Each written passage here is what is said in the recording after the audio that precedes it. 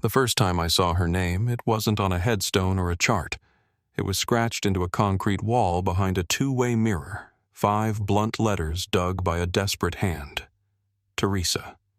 The room stank of bleach and old metal. A single fluorescent bar hummed overhead sickly and thin, and I stood there with my palm against the glass, watching my breath walk the surface while the silence pressed back. Tell me where you're listening from, and tap subscribe if you think every buried truth deserves daylight. The town where I grew up doesn't hide its history. St. Augustine has worn its years out in the open since long before any of us came along coquina walls. Old brick streets, porches that lean a little when the afternoon heat gets mean. My mother used to say the ocean keeps time here better than any clock. You can hear it after midnight even from the inland blocks, a slow pull, a long exhale like the whole coast breathing in its sleep. Back then, in the late 97s, my days had a rhythm I didn't question. School 2 miles away, a walk under live oaks glazed with Spanish moss, the air holding steady around 79 degrees until the sun fell and the cicadas took over. Dinner at 6 if Mom wasn't on trauma. Homework at the kitchen table while the radio muttered scores from a game we couldn't see. It was simple, and it felt safe because she made it safe.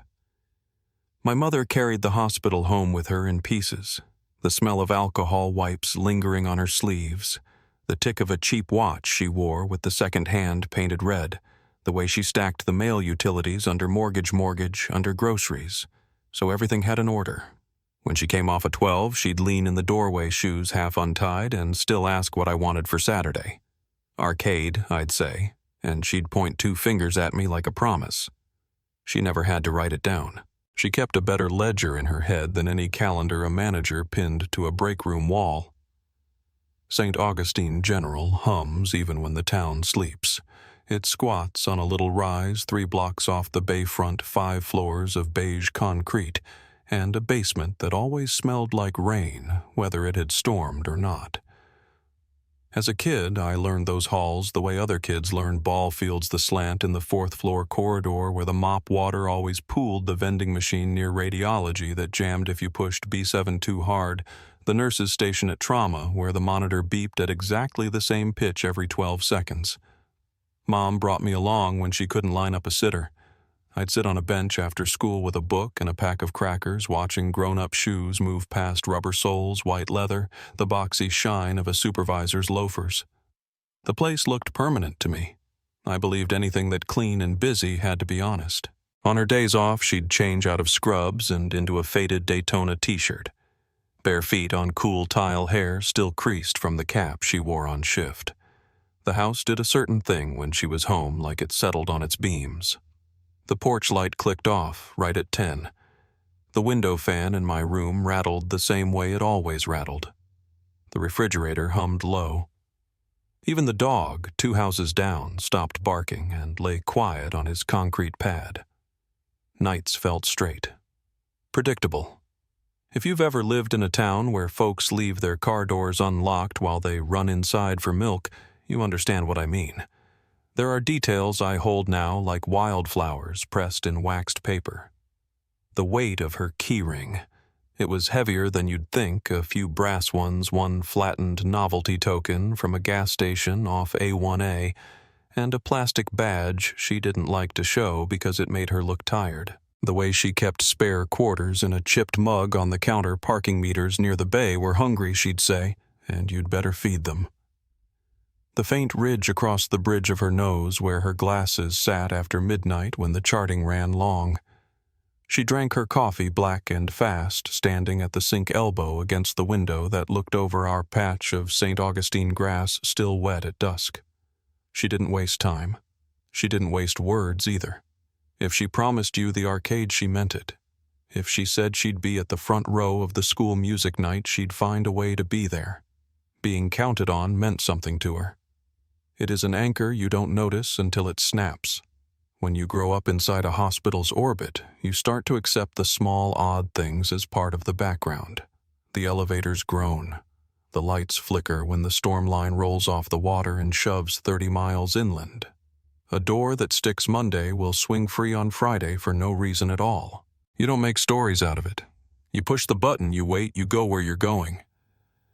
By the time I was old enough to work nights there, before I had a title, before anybody recognized me as anything other than Teresa's boy, I could find the loading dock blindfolded and knew which stairwell smelled like old cardboard, because someone had stuffed broken file boxes there years ago. The building has a private language, hums and clanks and sighs you translate without thinking. I used to think that meant I understood the place. A maintenance man named Mr. Dalton lived in those lower levels. Not literally, but he moved through them like a man who'd map-pinned every pipe and valve. He had that buzz-cut scalp you only see on folks who trimmed it themselves, and eyes you noticed because they took everything in, even when his hands stayed busy. If a freezer temp drifted 2 degrees, or the oxygen alarms chirped for no good reason, he'd be there with a cart and a coil of wire. Men like him keep these buildings standing. They help a hospital lie to you politely that it will always work the way it's supposed to. I knew him first as a pair of boots and a rolling set of drawers. Later, the shape of his silence would have a weight all its own. Mom didn't talk much about policy or budgets or the way decisions get made way above the floor where people bleed and sober up and wake to hard news. She kept her world small on purpose. One patient at a time. One shift at a time. One kid at a time. She was the kind of nurse who pulled a warmed blanket out of a cabinet and draped it over a frightened chest without making a speech about it. The families liked her because she steadied a room. When she stood beside a bed, the numbers on the monitor didn't change, but your heart did. We had a running joke about the hospital's older elevators. She called them the old angels, said they got stubborn after midnight and needed coaxing. Once, coming out of the cafeteria with a microwaved burrito she knew I shouldn't be eating, she jabbed a thumb at the panel and told me to talk nice to it. "They listen," she said. "Buildings do." I laughed. She didn't. Not because she believed in ghosts, she didn't, but because she respected old machines the way she respected old bones. Things wear. Things keep score. You ignore that at your peril. I remember the weather the week before everything bent. Evening air dropping quick after sunset, a clean snap to it you only get a few weeks a year on our coast. The bay smelled metallic at low tide. On the walk home from school, you could see your breath if you tried hard and stood under the live oak by the bus stop. Our porch light threw a cone onto the walkway, long and pale, catching the steam off the lawn when the sprinkler cycled. Inside the oven, knocked a little when it cooled, tiny clicks as metal met the night. We had chili for dinner one of those evenings. She tasted it with the back of a spoon, shook in a little more salt, and told me in that firm but warm nurse voice to quit hovering and set the table. I did what she asked because I knew what it meant when her shoulders finally relaxed 12 hours behind her and a full 8 before they wanted her again. The hospital's old parking lot lamps had a halo that made moths busy even in November. From the passenger seat, if you leaned forward, you could read the numbers painted at the base of each pole, 27, 28, 29. After a while, I learned not to count them because it made the ride feel longer. She drove slow past the north entrance, always checking for a patient wandering the wrong way, a family standing in the wrong line. It wasn't her job, strictly speaking, to play lookout from the driver's side, but anyone who's ever loved a nurse knows the job doesn't fit in a box. It spills, it brings home ink stains and a deep tired she hid better than she should have. When I think of the last ordinary week, I think of clean, small things. The smell of dryer sheets on a stack of folded scrubs. The way she tucked her pen into the V of her top when she bent to tie her shoes. The prescription bag on the counter with the receipt stapled to the top because she kept every piece of paper until she was sure no one would need it. The steady tick of the kitchen clock a neighbor gave us as a housewarming gift, off by 2 minutes, which made her crazy, but she left it that way because sometimes letting a small thing be wrong is all you can afford. There were hairline cracks if you knew where to stand. A message light blinking on the answering machine with no voice attached when we pressed play, just a hiss, then the mechanical click of a hang-up. A hallway at the hospital I didn't recognize when I cut through after visiting the gift shop. It ran too narrow and too straight, like a back road that didn't want company. An elevator panel where one number looked rubbed thin from use, yet every map in the building skip-counted right over it. If I had said anything at the time, it would have sounded like a kid being dramatic. Plenty of buildings have closets nobody talks about. Plenty of nights get longer on their own. She made a grocery list on a piece of junk mail and left it beneath the salt shaker milk eggs, coffee bananas, then underlined coffee twice like a person who knows where her edges are. She clipped her badge to her neckline and kissed the top of my head, quick because we never wasted time with long goodbyes. The porch light hummed. The AC kicked once and settled. A neighbor's pickup rolled past, slow gravel popping under the tires. I watched her taillights touch the far corner and vanish like they always did, two red beads swallowed by the bend. I stood at the sink with my glass, the water running cold enough to numb my teeth. Somewhere across town, the bay slapped the seawall. 6 beats. Pause. 6 beats. Again. The house hung the way a house hangs at 9:30 on a school night, ready to sleep sure of itself. I clicked off the porch light and turned halfway down the hall before I stopped thumb on the switch, not knowing why the back of my neck felt cooler than it ought to. I turned the light on again and left it burning the cone of pale gold, stretching to the edge of the walk, waiting for a set of headlights that took their time coming home. The clock over the stove slid past 10, then 10:30, and the house kept its calm like a brave face no one had asked it to wear. Out front, the bulb by the door hummed and cast the same narrow stripe across the concrete, a little brighter than it needed to be. I sat at the kitchen table, listening to the air handler whisper through the vents, one eye on the window, the other on a street that didn't change. The porch stayed lit longer than usual that night, stretching the little circle of safety as far as 50 watts would allow, and I let it burn. I kept the porch light burning until almost 2 in the morning. The house looked different when you stayed up that late, walls breathing with the air conditioner shadows pressing longer along the baseboards. I told myself she'd been called in for overtime. That was common enough back then, especially when the ER got slammed with weekend drunks or car wrecks off I-95. But around 3, when the phone still hadn't rung, something in me shifted. It wasn't panic, not yet, just a cold awareness like I'd missed a step in the dark. I finally turned the light off, but I couldn't sleep. Every sound the house made had me lifting my head. By sunrise, I was already dressed, waiting for a car that never pulled into the drive. I called the hospital at 7. The charge nurse answered, her voice brisk, like she'd already had too much coffee. When I asked for my mother, she hesitated. "Teresa clocked out around 9 last night," she said. "She didn't mention any overtime." There was a silence after that, small but thick enough to feel through the line. Then she cleared her throat. Maybe she had to stop somewhere. Check home in a few hours.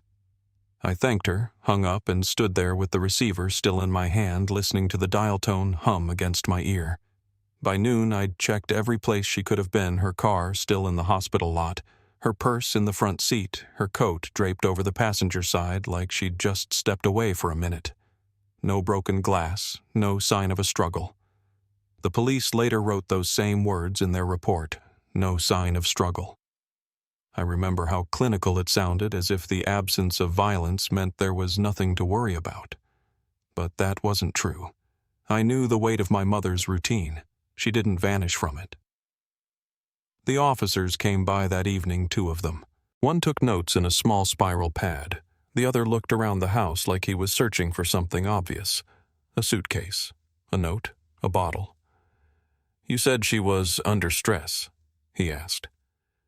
"Single parent, long hours, that kind of thing." I nodded, but not for the reason he thought. She was under stress, most nurses were, but she wasn't the type to run from it. They left me with a case number, a card, and that thin encouragement people offer when they don't expect good news. These things usually sort themselves out. That night I walked through the house, touching everything she'd touched last. The coffee mug she'd rinsed and left upside down on the rack. Her watch on the dresser still ticking. The bed made pillow fluffed. It felt staged like a photograph of normal life frozen an inch before it changed forever. The smell of her lotion lingered on the bathroom towel, faint and floral. I sat there until the air went still and heavy. The truth didn't hit like lightning. It settled in slowly, a kind of quiet collapse inside your chest. She wasn't coming home that night. Maybe not at all. Days turned into weeks, and the search never reached beyond a few miles from the hospital. They dragged retention ponds, ran fingerprints on her keys, even checked the pawn shops for jewelry she never would have sold. Everything dead-ended. The official line became the unofficial truth Teresa Reyes left on her own. They said it with professional sympathy, but beneath it was judgment. People like her sometimes cracked under pressure. Every time I heard that, I wanted to ask if they'd ever met her. If they'd ever seen the way she checked a stranger's pulse as if it mattered more than her own. But I didn't. You learn early that shouting at the wind only makes you look crazy. Family came and went in waves that first month. My aunt from Ocala stayed a few nights, cooked casseroles that filled the fridge, then drove back to her husband. Neighbors dropped off paper plates wrapped in foil. Folks meant well, but their eyes all said the same thing: something isn't right in that family. I went back to school, pretended to focus while the rumors did laps through town. One kid said his dad heard she ran off with a doctor. Another said she joined a cult. None of them understood that silence leaves room for every ugly thing imagination can build. By spring, the flyers had curled at the edges, the ink washed thin by rain. I kept one in my wallet anyway, a smiling picture of her from a staff barbecue, hair wind-blown eyes, steady on whoever held the camera.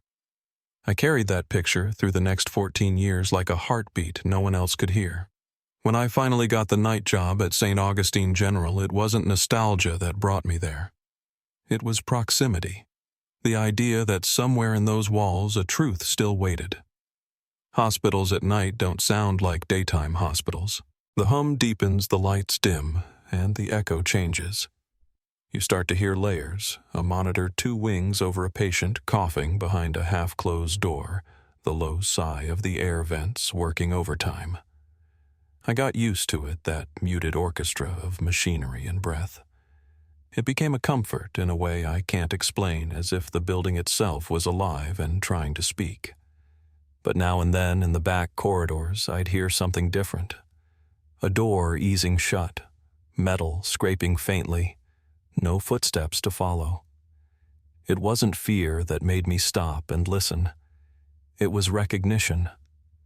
That kind of sound doesn't belong to the living spaces. It belongs deeper, where the walls get older and the light doesn't quite reach.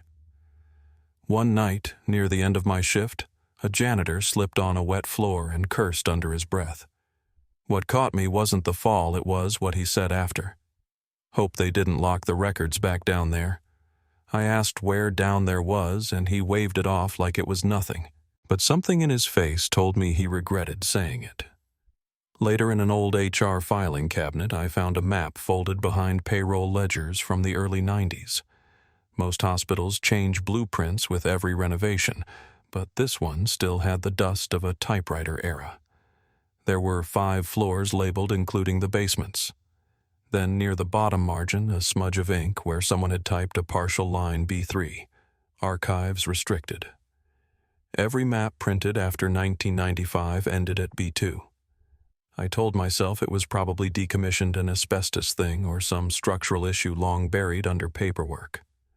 But the thought stuck.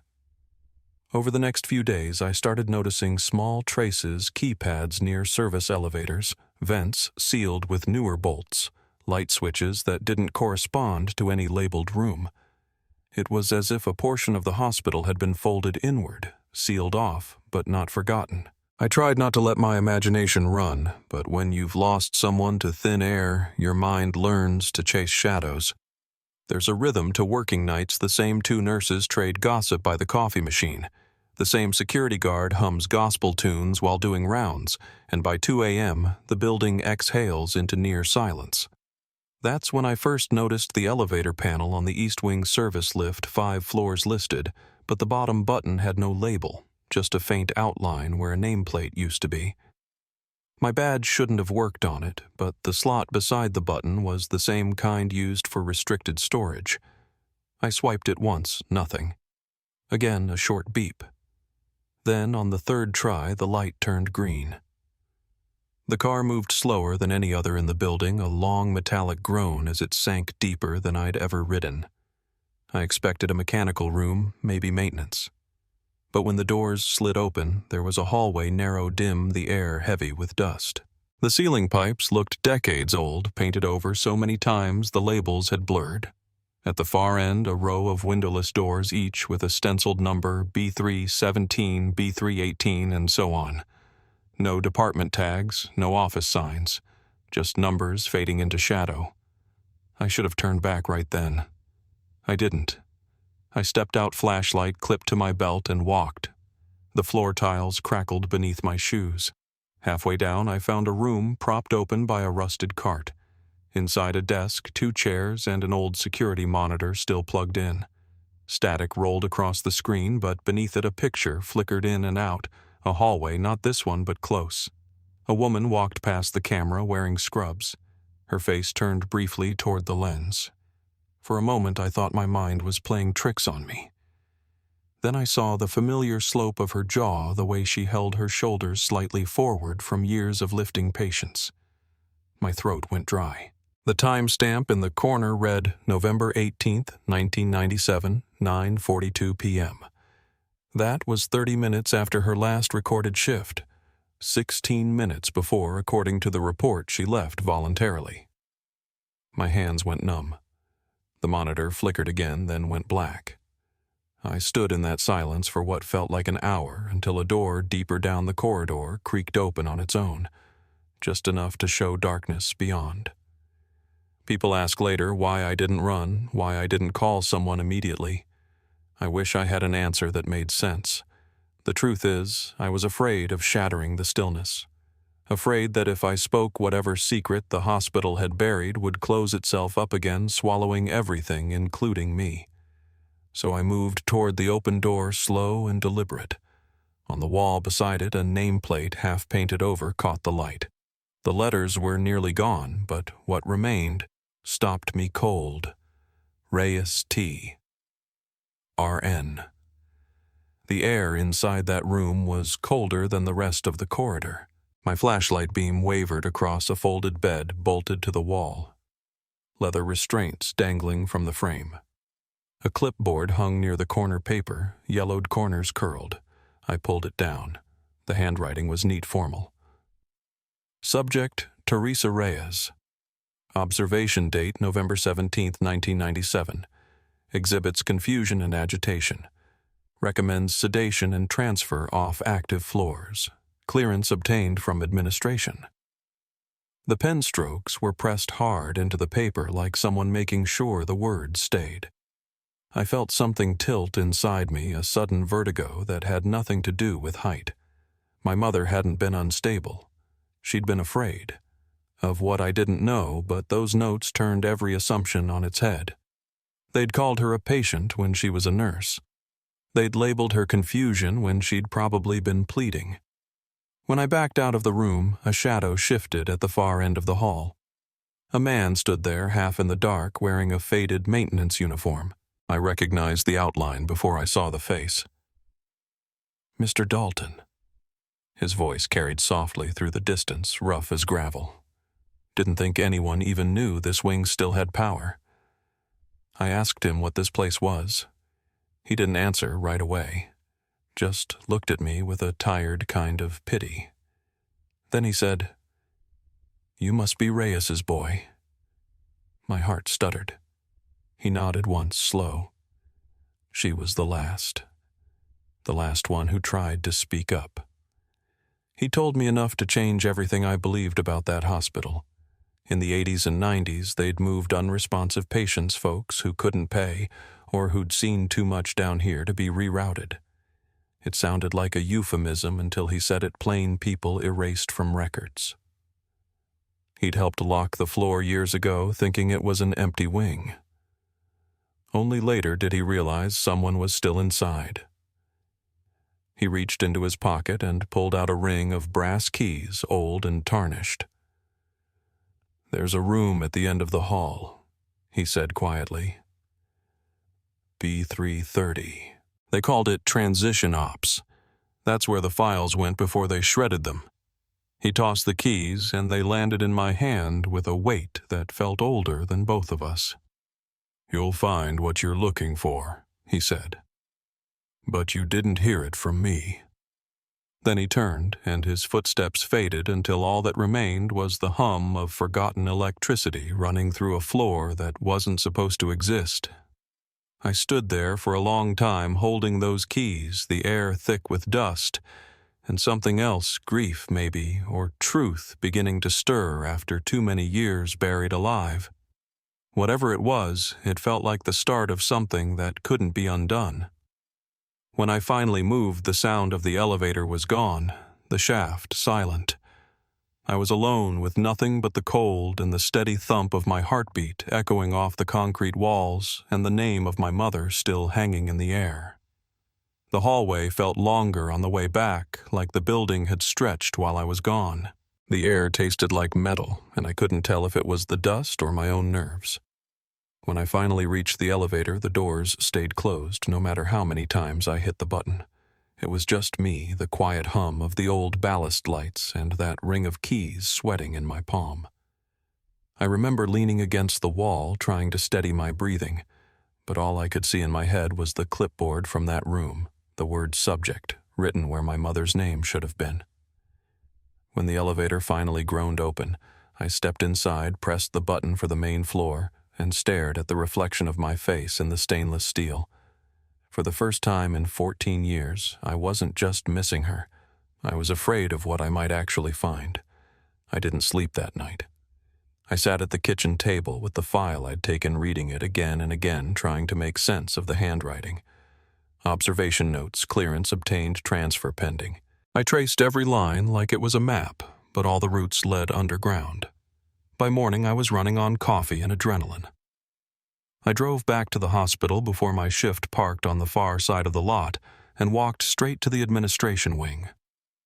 I must have looked like hell because the woman at the front desk barely glanced up before asking if I needed to sit down. I told her I needed to see structural blueprints from the 90s old ones. She laughed softly, said I'd have to be a contractor or a lawyer to get anywhere near those. I told her I had a reason, and I showed her the folded paper I'd found with my mother's name. She didn't even look at it long, just frowned and told me to wait. 5 minutes later, a man in his 70s shuffled in with a keyring bigger than my hand and the kind of expression you only earn after decades of fluorescent lighting. "Name's Cal," he said. "Used to be chief engineer before I retired. They called me in for odd jobs now and then." His handshake was dry and steady. We walked down a back stairwell that smelled like varnish and cold air. The storage room was nothing but metal drawers and boxes marked in grease pencil.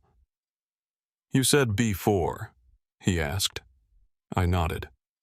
"That's a ghost level," he said flatly, like someone mentioning an old joke that stopped being funny years ago. He opened one of the drawers, pulled out a rolled blueprint wrapped in plastic, and slid it onto the table.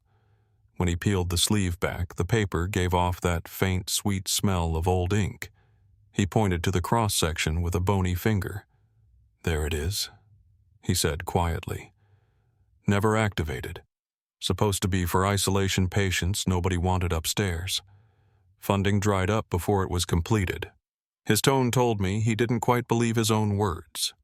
Below B3 was a faint set of hallways penciled in lighter than the rest, no labels, no elevator access, just a stairwell leading into what looked like a single chamber marked with block lettering, Subhold C Audio Closed Loop. I asked him what that meant. He hesitated, eyes still on the paper. "Sound isolation," he said finally. "Total sensory block. It wasn't about curing anyone, it was about quieting them." The room felt smaller after that. I thanked him, folded the blueprint carefully, and tucked it inside my jacket.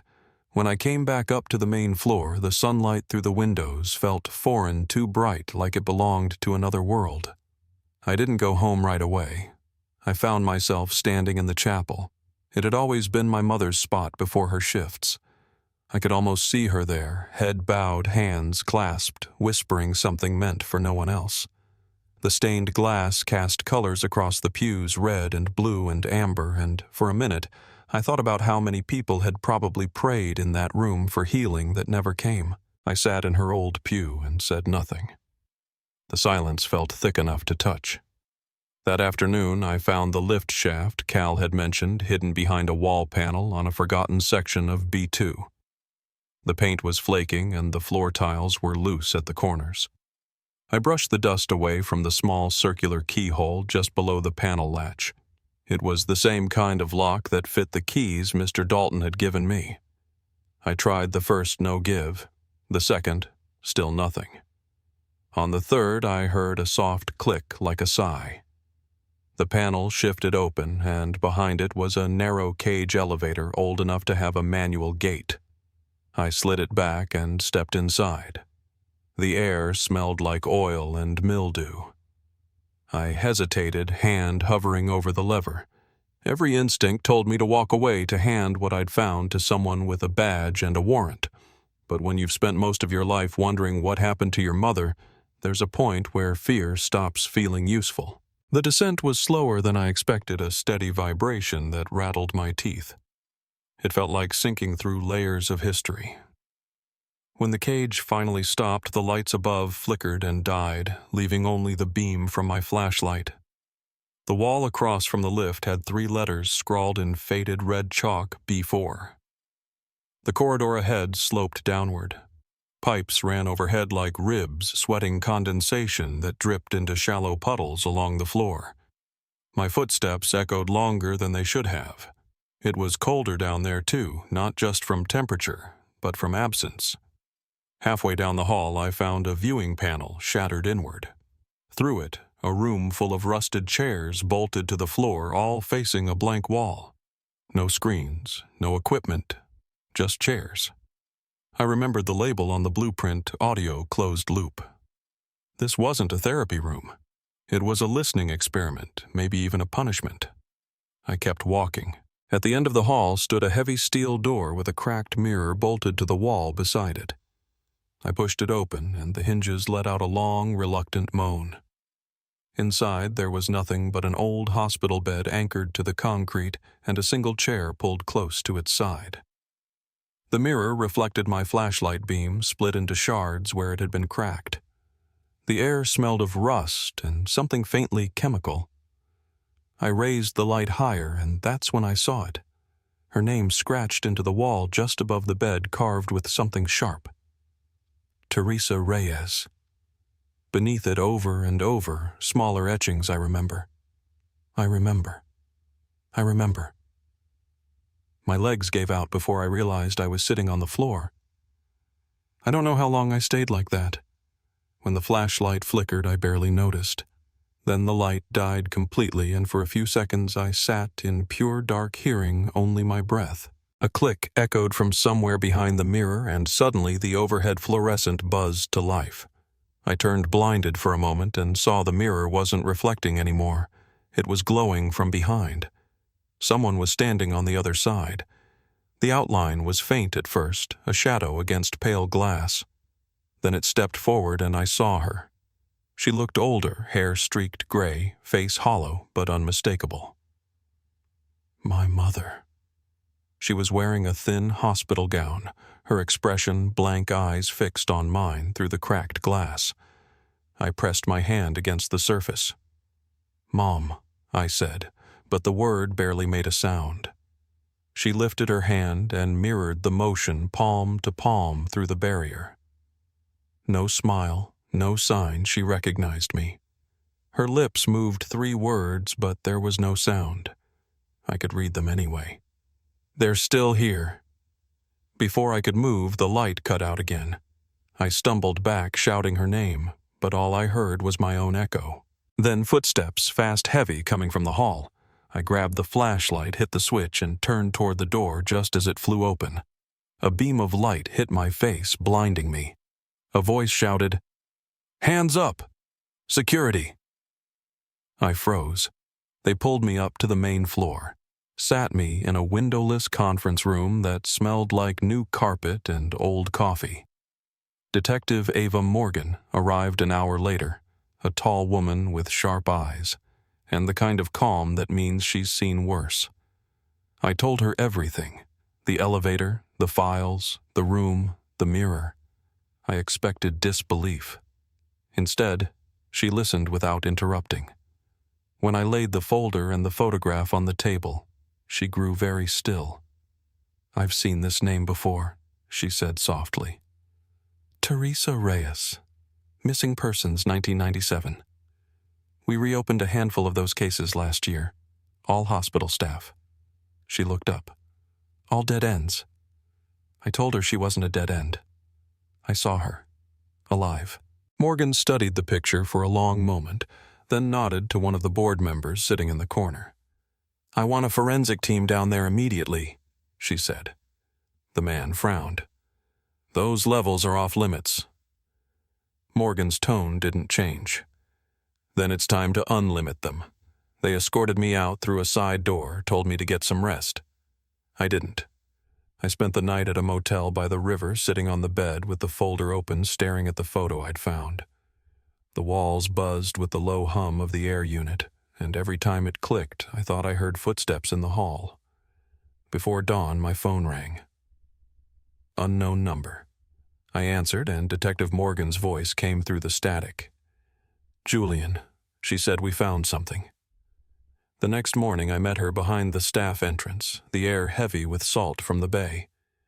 She had 2 techs with her and a sealed evidence box.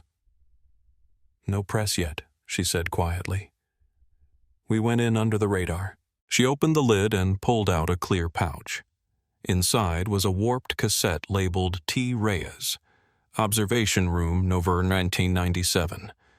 Beneath it, another bag, a torn notebook page in my mother's handwriting. "If someone finds this, I was never sick.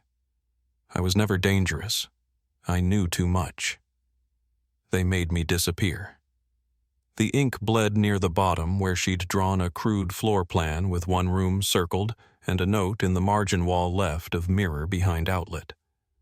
Morgan handed me a photo taken by the crime scene team, my mother's room, the same wall I'd touched. A small hollow had been found behind the outlet plate, taped shut from the inside. "She hid it," Morgan said. "She wanted someone to find it." I stared at the cassette in her hand. "Does it play?" She nodded once. "We'll listen together." That afternoon, in a quiet room at the precinct, we played the tape. The sound began with static, then shallow breathing, and finally her voice fragile but steady. Day unknown. "They told me I'd been reassigned, but the doors never opened. They sedated me. I think they're testing something." Her breath hitched. "They said I was unstable, but I saw the file, the real one. There were 5 others. We were supposed to forget. That's the experiment. Eraser. They want silence to do the work memory can't." She paused, the sound of her heartbeat faint under the hum. "If I don't wake up tomorrow, tell Julian I never left him. I never would have left." Then a click and the tape went still. I couldn't move. The detective reached across the table and turned off the recorder. Her voice was low, careful. "We'll make sure her words don't get buried again." I wanted to believe her. But sitting there looking at that cassette, I had the uneasy feeling my mother's story wasn't the end of something. It was the beginning. There were other names in those files, other voices that had been quieted long before mine ever started to ask. And somewhere below the hospital in those concrete halls, I had the sense the silence wasn't done speaking yet. I didn't go home that night.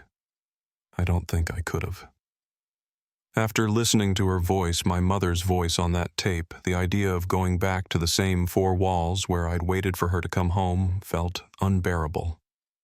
I drove for hours, looping through streets I didn't recognize until the sunrise washed the sky, that color between gold and gray. When I finally pulled over, I sat in the car with the windows rolled down, her words still ringing in my ears. "They made me disappear," She'd said it as if it were a fact, not an accusation, like she'd already accepted it. I didn't know whether to cry or get angry, but either way I knew what I had to do next. I had to go back down. Detective Morgan wasn't surprised when I called. She told me to meet her at the hospital's loading bay an hour after sunset. "We'll keep it quiet," she said. "Too many eyes on this now."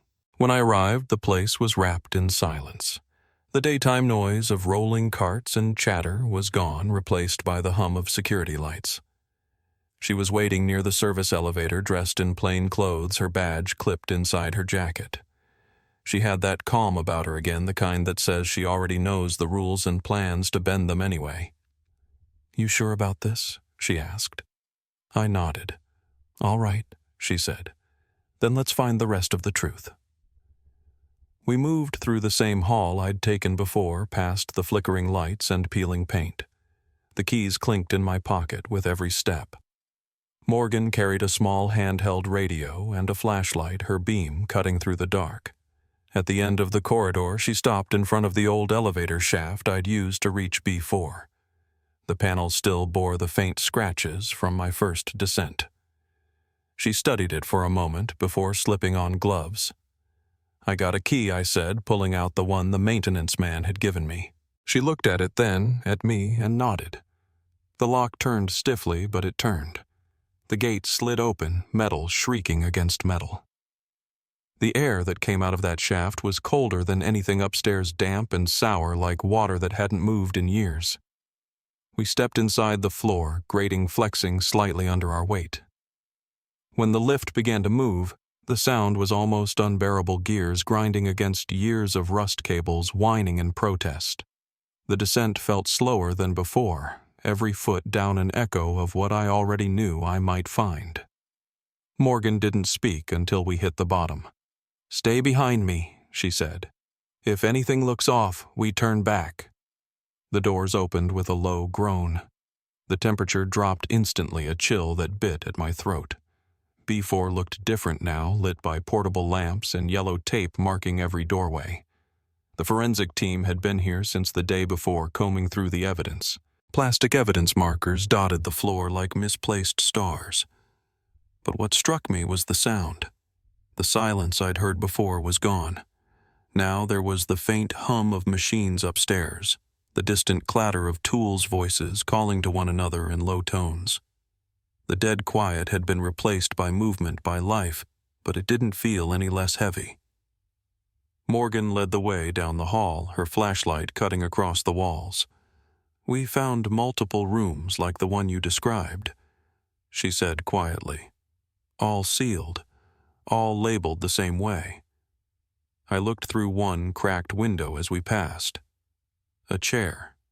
A bed bolted to the floor. The same design. A pattern. "How many?" I asked. "7 so far," she said. "Could be more." I didn't respond. I couldn't. At the far end of the corridor, I noticed something the others hadn't touched. A door half hidden behind a rusted shelving unit, its paint-blistered handle still intact. Scratched into the metal above it was a crude X. My mother's sketches had marked a room in this direction. I pointed it out. Morgan signaled one of the techs to photograph it, then nodded for me to move the shelf. The metal screeched as I dragged it aside, revealing the full door. She tested the knob. It turned. The hinges sighed open like a held breath. The room beyond was smaller than the others, a square of concrete barely wide enough for 2 people. The air was different, heavier, stale. My flashlight beam swept across the walls. Every inch was covered in markings. Not words, not drawings, scratches. Hundreds of them. Some shallow, some deep, carved by hand or metal. I stepped closer. Under the layers of overlapping lines, faint writing appeared. Sentences etched by someone desperate to leave proof. "Don't forget your name." They watched through the mirror. "If you're reading this, speak her name aloud." And then at the center of the back wall, written in red marker that hadn't fully faded, one line that made my chest collapse, "Julian." I remember. I don't remember dropping to my knees, but I remember touching the letters. The paint had bled into the concrete, the strokes still visible uneven. She'd written it herself. There was no question. I could feel it in the rhythm of her handwriting. For a moment the air seemed to shift, like the room itself recognized me. I looked up and noticed a narrow vent near the floor, the grate half rusted away. Something inside caught the light. I reached in my fingers, brushing against plastic. When I pulled it free, I found a small object wrapped in what looked like clear evidence tape, inside a cassette, and taped to it a photograph. It was my mother, older than the woman in the mirror, standing in this very room. Her hair was long and gray, her face thinner, but her eyes were alive. Behind her, the same wall, the same markings. On the back of the photo in her handwriting again. They never stopped. Not after me. There are more. Find the others. Save them. I didn't realize I was shaking until Morgan's hand closed around my shoulder. You found something, she said. I handed her the cassette without speaking. Back upstairs, she had the techs process it immediately. We listened from behind the observation glass. The recording began with static again, but this time the distortion was worse, like it had been recorded in the dark. Then, her voice. Weak, hoarse. I don't know what day it is. The lights don't come on anymore.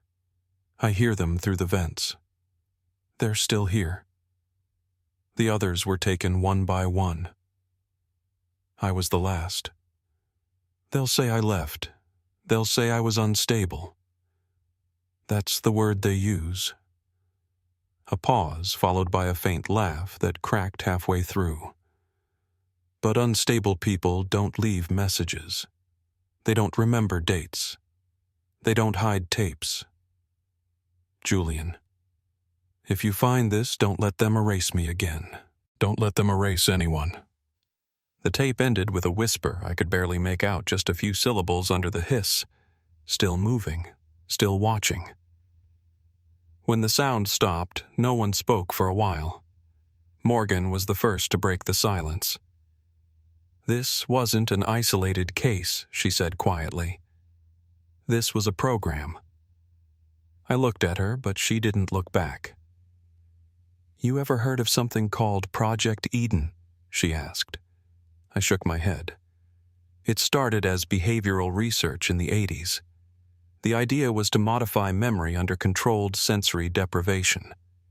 It got pushed underground when funding dried up, but parts of it resurfaced private institutions, rehab centers, even hospitals like this one. She paused, lowering her voice. If your mother was here when they were running trials, she might have found out. They couldn't risk that. Her words didn't surprise me. Not anymore. The file I'd found the doctor's notes. The hidden rooms, they all pointed to something bigger than a single disappearance. Then they rewrote her, I said. Gave her a new identity. Morgan nodded. If we're lucky, she might still be alive under it. She walked to the evidence locker, opened a drawer, and pulled out a folder labeled with a number instead of a name, 0417RE. Inside, the paperwork was clinical and cold. Subject reassigned. Former identity unconfirmed. Memory partition successful. External reintegration complete. It was signed and dated 2002. My throat went dry. She's out there, I said. Morgan closed the folder gently. There's a facility north of here, she said. Private care center. The name on the record matches this code. If she's there, we'll find her. I could hear the careful tone in her voice, like she was trying not to give me too much hope too fast. That night I drove to the motel again. I sat on the edge of the bed, the cassette player still in my hands, listening to the faint hum of the tape winding back to the start. Her last words repeated in my head until they didn't sound like fear anymore. They sounded like instructions. Find the others. Somewhere in those halls, other people had been silenced the same way. Somewhere beyond the walls, someone had made sure they stayed forgotten. I stared at the ceiling until morning, knowing the next step would change everything. We'd found her trail. We'd found proof she'd survived. But every truth that surfaced came with another buried just beneath it. And as the first light of dawn crept through the blinds, I realized something that made my stomach turn cold. If my mother had been redirected, then whoever built those rooms still had the power to do it again. The hospital wasn't just hiding ghosts. It was still operational, still moving, still watching. When dawn came, the world outside looked ordinary again. Birds on the power line, delivery trucks rolling down the street, the hospital across the bay standing like it had nothing left to hide. But for me, everything had changed. I'd spent the night sitting by the window, staring at the cassette player on the table, listening to her voice one more time. Don't let them erase anyone.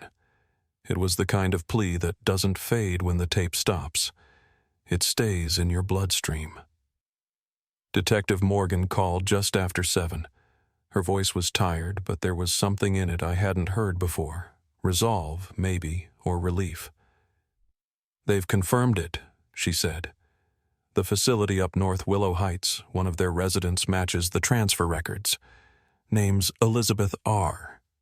We think it's her." I didn't say anything for a while. I could hear papers shuffling on her end, the sound of a pen tapping. "They'll hold an emergency hearing tonight," she went on. "If she's cleared for visitation, we can go in the morning." That day crawled by slower than any I've lived. I sat in the courthouse waiting room while voices rose and fell behind the chamber doors. Lawyers, administrators, people who probably thought this was just another procedural case file. Morgan sat beside me, not saying much. I remember the clock ticking on the wall, the rhythm of it like a heartbeat. When the door finally opened, a woman in a dark blazer stepped out, her expression unreadable. "They've approved it," she said. "Supervised visitation. 9 a.m. I don't remember standing, but suddenly I was on my feet asking for directions, signing papers with hands that wouldn't stop trembling. We left before sunrise the next morning, heading north along the highway. The world outside the window blurred into pine and fog.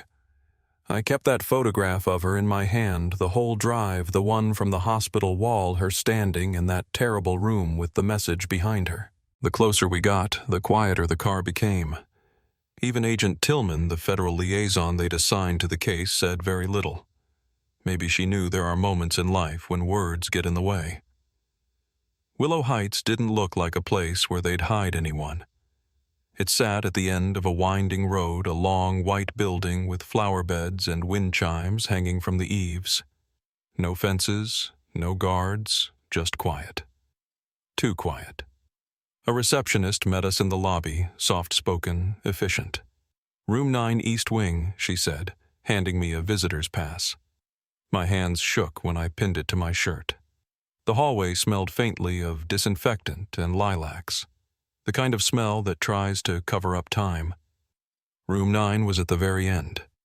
The door was slightly open. I could see a patch of pale blue, the sleeve of a sweater, before I even stepped inside. She was sitting by the window, back to me, hair gray now cut short at the shoulders. Outside, birds clustered around a feeder, pecking at seeds. The sound of their wings against the glass was so gentle it almost broke me. I said her name. "Mom." She didn't turn. Not at first. I took a step closer. "Teresa." My voice cracked halfway through. When she finally turned, her eyes found mine, and for a moment the years between us vanished. She looked at me like people do when they're trying to remember a song they once knew. There was warmth, confusion, something just beneath the surface. "Do I know you?" she asked, polite, careful. I told her my name. Told her I was her son. The words came out barely above a whisper. She blinked slowly, studying my face. "I don't think so," she said softly. Then she smiled, small, kind, and empty. I sat down across from her, my knees shaking. "You used to call me Jules," I said. "You'd take me to the arcade after your shifts." Her gaze drifted to the photograph I'd set on the table between us, the old one from her hospital badge, the one I'd kept folded in my wallet for years. She leaned closer, fingertips brushing the edge of the picture. "That's me," she said, her voice distant. "Where did you find it?" "In the hospital," I said. "You left it for me." Her hand stilled. For a moment I saw something flicker in her eyes. Recognition, maybe memory, but then it passed like a shadow across water. "They said I was dangerous," she murmured. "They said I needed to forget." "You weren't," I told her. "You were trying to help. You remembered what they did." She looked at me again longer this time, as if searching for something in my face that might steady her. Then she reached out and touched my cheek. "You have his eyes," she said. I nodded, unable to speak. She didn't mean a doctor or a colleague. She meant my father, long gone now. Somewhere inside her that connection still lived. We sat together for nearly an hour. She didn't recall details, not the hospital, not the years in between. But she remembered the smell of cinnamon bread from our old kitchen, the sound of rain on the porch roof, the way I used to draw on the fogged windows when I was little. She laughed softly at that, an old gentle laugh that shook the dust off something buried deep inside her. Before I left, she asked, "Will you come again?" I told her yes every day if they'd let me. When I stood to go, she squeezed my hand, and for a second her thumb brushed over the scar on my knuckle, the one I'd gotten from a broken picture frame years ago. Her eyes followed that motion. "Be careful," she said quietly. "They watch." Outside, Morgan was leaning against the SUV, arms crossed. I didn't have to say anything. She just nodded once. "She knew you," she said, "even if she didn't know why." Tillman stood a few yards away, speaking into her radio. The word containment drifted on the air, followed by closure. It didn't sound like either of those things. Morgan watched me carefully. "They're shutting it all down," she said. "The hospital, the black level, federal oversight. Might take months, but it's happening." I should have felt relief, but all I could think about were the other rooms, the other names I'd seen in those files. There were dozens, maybe hundreds, some marked as transferred, some marked as erased. "It's too late for the ones they buried," I said, "but not for the ones still out there." Morgan didn't argue. She just looked out at the trees and said, "Then let's make sure their stories don't disappear too." 6 months later, I stood in a small conference room in Washington, D.C. It wasn't the kind of place that makes headlines, just a quiet hearing room with old wood paneling and a handful of journalists, researchers, and survivors. I wasn't there as a technician anymore. I was there as a son. On the table in front of me sat the evidence we'd collected, photographs of the sublevels pages from the erased files and the tapes my mother had left behind. When it was my turn to speak, I didn't talk about experiments or conspiracies.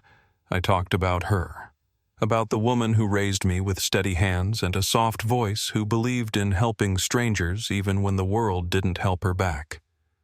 "I thought she left us," I said. "I spent half my life believing she chose to walk away. But she didn't. She was taken, silenced, rewritten, and somehow she still found a way to leave a message." I held up the tape. She wanted someone to remember. And I did. When it was over, the room was quiet. People didn't clap. They just sat there, absorbing it the way you do when something too large for words finally settles in. Morgan was in the back, arms folded, watching me with that same steady calm. I still visit my mother. Some days she knows me, some days she doesn't. On the good days, she hums along with the music I play on an old cassette deck, the same one we used to dance to in the kitchen when I was a kid. On the bad days, she stares out the window and murmurs things I can't quite make out, but I've stopped correcting her. Sometimes remembering isn't about clarity, it's about connection, about staying present with what remains. The hospital has been sealed since the investigation. The official report calls it an unauthorized containment facility, but those of us who were there know better. We know it was a place built to bury the inconvenient, to test how silence could erase a person piece by piece, They called it internal routing. I call it theft of time, of memory, of the human right to be known. Every now and then, when the wind comes off the bay just right, I drive past the old building. The windows are boarded now, the lot fenced off, but I still stop on the shoulder and listen. The hum of the generators is gone. What's left is just the low, hollow sound of air moving through empty ducts. It doesn't scare me anymore. It sounds like the place is finally exhaling. If this story stayed with you, share it not for views or clicks, but so no one's name gets lost to the dark. Because sometimes the only thing that separates the forgotten from the remembered is whether someone keeps saying their name out loud. And tonight, somewhere north of here, behind a quiet window filled with birdsong, my mother is still here, still breathing, still remembered.